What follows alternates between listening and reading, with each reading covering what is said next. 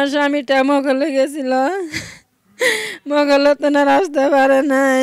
যদি আমার বাবা মরে থাকে তবুও লাশটা দেখ, আমরা লাশটা যেন দেখতে পারি, আমরা যেন বলতে পারি এটা আমার বাবার কবর।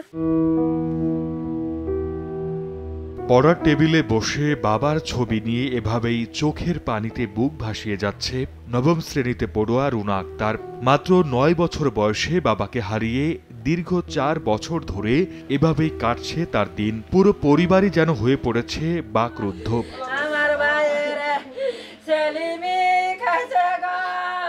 ২০২০ সালের ২২ অক্টোবর হাটমাগুরা গ্রামের আব্দুল মণ্ডলের ছেলে মোহাম্মদ রমজান আলী গুডু সন্ধ্যায় বাড়ি থেকে বেরিয়ে নিখোঁজ হন।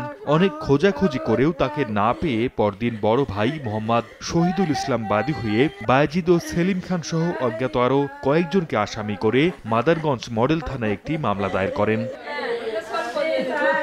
পরবর্তীতে মামলাটি জামালপুর গোয়েন্দা পুলিশের কাছে হস্তান্তর করা হয়। ১ বছর পর গোয়েন্দা পুলিশের তদন্ত শেষ না হতেই পিবিআই তদন্ত শুরু করে। এ ঘটনায় মাদারগঞ্জ থানায় পুলিশ একজনকে গ্রেফতার করে। এরপর গোয়েন্দা পুলিশ ৪ জনকে গ্রেফতার করে জিজ্ঞাসাবাদ শুরু করে। গ্রেফতারকৃতদের আদালতে পাঠানো হলে ৩ থেকে ৪ মাস জেল হাজতে থাকার পর জামিনে মুক্তি পায় আসামিরা।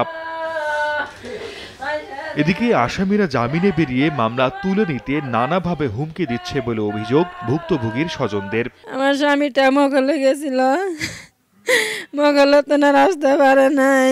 যদি আমার বাবা মরে থাকে তবুও লাশটা দেখ, আমরা লাশটা যেন দেখতে পারি, আমরা যেন বলতে পারি এটা আমার বাবার কবর। বাবা থাকলে স্কুলে জানলাম নি, স্কুলে ঠিক মতো গেলাম নি, পড়াশোনা করলাম নি, বাবা নাই যে ঠিক মতো পড়াশোনা করাই নেই।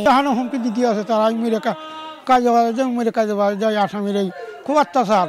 পিবিআই বলছে মামলার তদন্তকালে ওই এলাকায় একটি অজ্ঞাত লাশ পাওয়া যায়। এটি নিখোঁজ গুডুর বলে স্বজনদের দাবির প্রেক্ষিতে ডিএনএ টেস্টের জন্য নমুনা সংগ্রহ করে সিআইডিতে পাঠানো হয়। তবে এখনো পর্যন্ত সিআইডির রিপোর্ট হাতে না পাওয়ায় প্রয়োজনীয় ব্যবস্থা নেওয়া যাচ্ছে না বলে জানান পিবিআই কর্মকর্তা।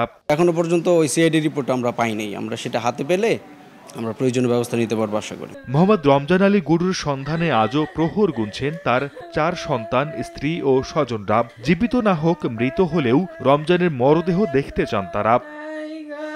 সময় সংবাদ, জামালপুর।